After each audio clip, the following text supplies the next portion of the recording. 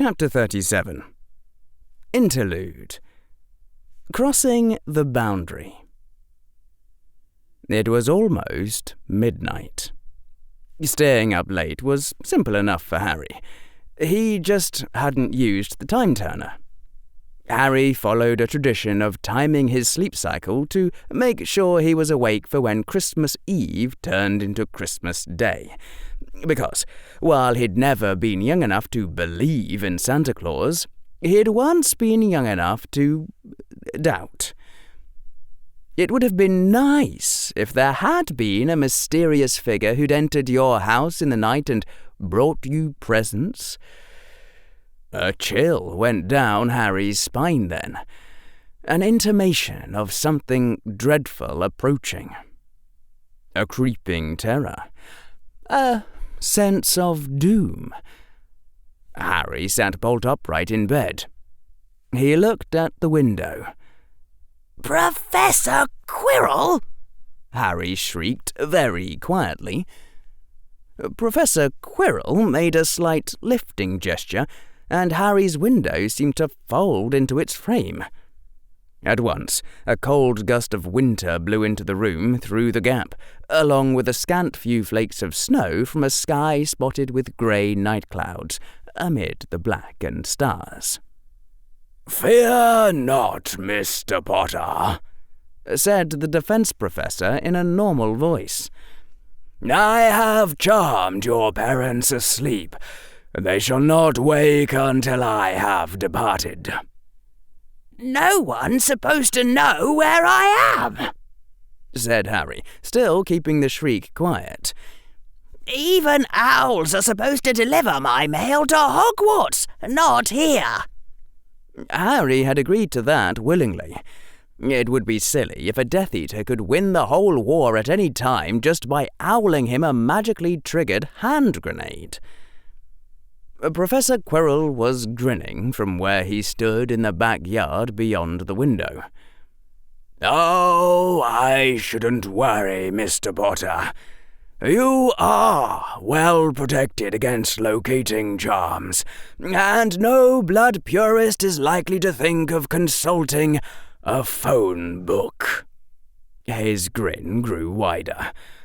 "And it did take considerable effort to cross the wards that the headmaster put around this house. Though, of course, anyone who knew your address could simply wait outside and attack you the next time you left." Harry stared at Professor Quirrell for a while. "What are you doing here?" Harry said finally. The smile left Professor Quirrell's face. "I've come to apologize, Mr. Potter," the defense professor said quietly. "I should not have spoken to you so harshly as I—" "Don't," Harry said. He looked down at the blanket that he was clutching around his pajamas. "Just don't." "Have I offended you that much?" said Professor Quirrell's quiet voice. "No," Harry said. "But you will if you apologize." "I see," said Professor Quirrell, and in an instant his voice grew stern. "Then, if I am to treat you as an equal, Mr. Potter, I should say that you have gravely violated the etiquette that holds between friendly Slytherins. If you are not currently playing the game against someone, you must not meddle in their plans like that, not without asking them before. For you do not know what their true design may be, nor what stakes they may lose. It would mark you as their enemy, Mr. Potter." "I'm sorry," Harry said in just the same quiet tone that Professor Quirrell had used.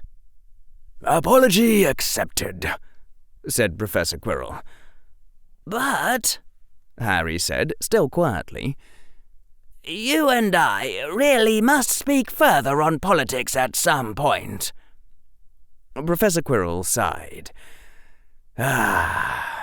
I know you dislike condescension, Mr. Potter." That was a bit of an understatement. "But it would be even more condescending," said Professor Quirrell, "if I were not to state it clearly. You are missing some life experience, Mr. Potter." And does everyone who has sufficient life experience agree with you, then?" said Harry calmly. "What good is life experience to someone who plays Quidditch?" said Professor Quirrell, and shrugged. "I think you will change your mind in time. After every trust you place has failed you, and you have become cynical." The defense professor said it as though it were the most ordinary statement in the world, framed against the black and the stars and the cloud-spotted sky as one or two tiny snowflakes blew past him in the biting winter air. "That reminds me," said Harry. "Merry Christmas." "I suppose," said Professor Quirrell. "After all, if it is not an apology, then it must be a Christmas gift. The very first one I have ever given, in fact." Harry hadn't even started yet on learning Latin, so he could read the experimental diary of Roger Bacon, and he hardly dared to open his mouth to ask. "Put on your winter coat," said Professor Quirrell, "or take a warming potion if you have one, and meet me outside under the stars. I shall see if I can maintain it a little longer this time." It took Harry a moment to process the words, and then he was dashing for the coat closet.